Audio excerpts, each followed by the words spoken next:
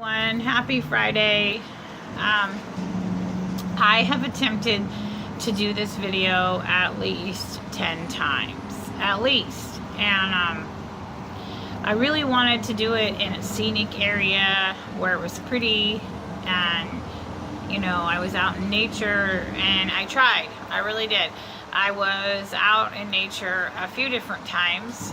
I crawled around in the dirt for about half an hour, and there were ants crawling all over me, and my arm was going to sleep, and my hair looked on fleek and had a really nice shirt on, and it was the perfect atmosphere, but I was uncomfortable. So then I just bagged that whole thing. Absolutely done.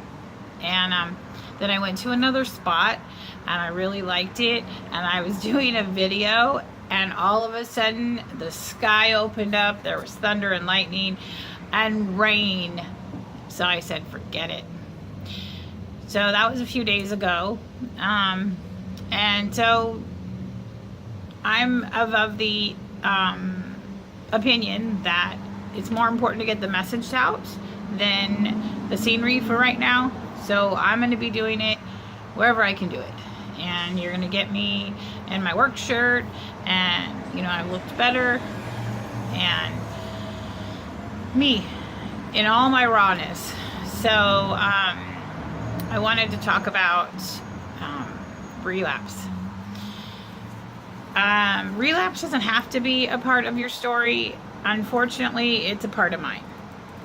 It's a very big part of mine, and partly I would say because I wasn't serious about using the tools and the suggestions that were given to me. And when I first decided that I needed to get sober because I was going to die if I didn't, and I'm saying that with all sincerity, I almost died a couple of times. So that was in April of 2010, and I was put on medication and under a doctor's care, and the only way that I could get out of staying in the hospital was if I had someone stay with me.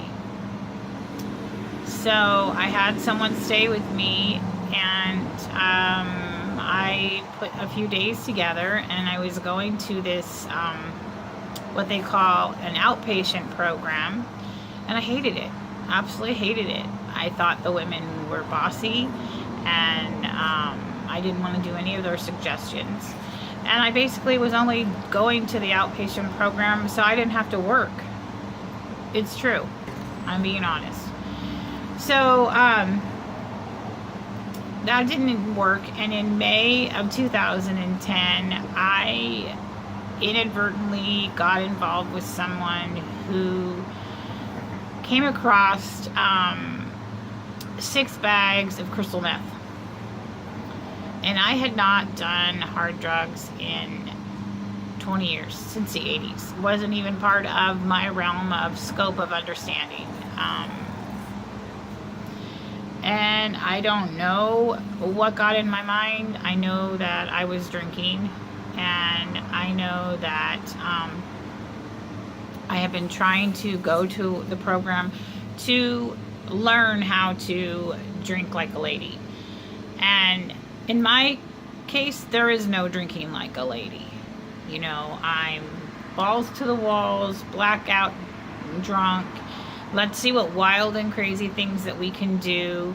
Let's get in fights. I mean, you name it, I did it. And so this person, we were going on a road trip, and this person said, hey, you're never going to believe what I found in my roommate's light fixture. There's 6 bags of crystal meth here. And me, I'm already drinking, so obviously the short stint of taking medication to sober me up did not work. So I say to this person, let's bring them on our road trip. Yeah, because that's always a really good idea. And the person said, all right, 6 bags. And I think that was on a Friday. And I don't remember a lot.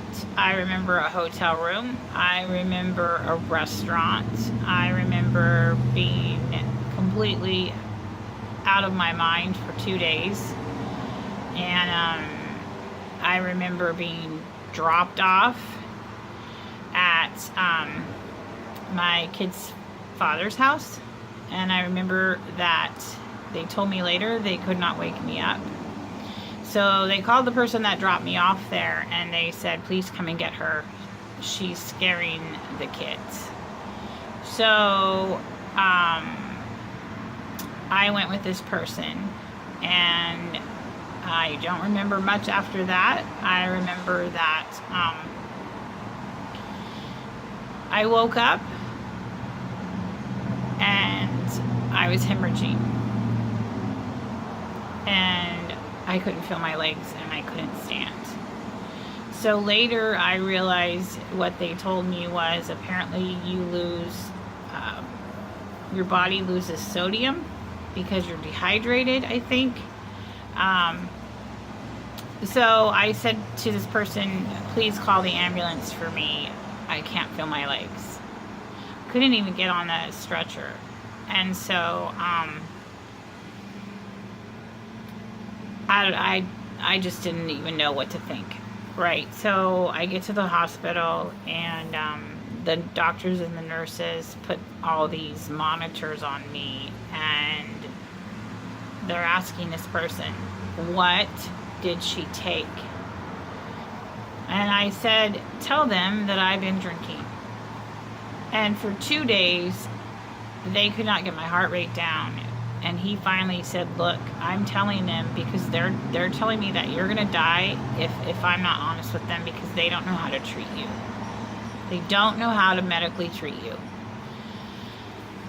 And I said, fine, because I knew that my kids were not with me at the time of my excursion, and my kids were not with me. I was not solely responsible for them in a place where there was no other responsible adult. So I said, fine, tell them what you need to tell them. And for the next 3 days, I was unconscious while they pumped me full of fluids and got my heart rate down. And I remember a social worker coming in and talking to me. And at the time, I never thought maybe she might have been in a recovery program. The nurses were coming in talking to me, and every time somebody would come in and talk to me, they would say, you're really lucky to be alive. And I would cry. And my ex-husband would bring the kids in to see me, and I would say, please don't bring them here. I don't want them to see me like this. I can't have them coming to see me like this. And he would say, your daughter is crying for you. She hasn't seen you in days. Because I had custody of my 2 youngest children, and he had custody of the 2 older children. And they're crying for you, and you need to at least talk to them. So I did.